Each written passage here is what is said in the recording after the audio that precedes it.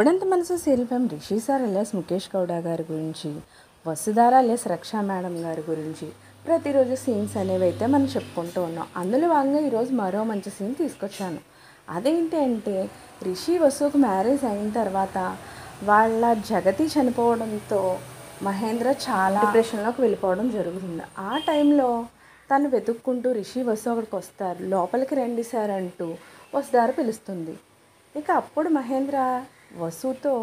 మహేంద్ర వసుతో రిషిని ఇంకా రిషి సార్ ఏంటమ్మా రిషి అంటూ పిలువంటే, అప్పుడు వస్తారు నాకు ఇంకా అలవాటు అవ్వలేదు కదా సార్, నాకు ఇంకా కొంచెం టైం పడుతుంది అంటూ మహేంద్రతో తను ఆ విధంగా చెప్తూ ఉంటుంది. సరేనమ్మా, నువ్వు కావాలంటే రిషిని సార్ అని పిలువు, కానీ నన్ను మాత్రం సార్ అని పిలవద్దు, నన్ను మావయ్య అనే పిలువు అంటూ మహేంద్ర తన మావయ్య అని పిలవమంటారు. అప్పటి నుంచి కూడా వస్తారా తను మావయ్య అనే పిలుస్తూ ఉంటుంది.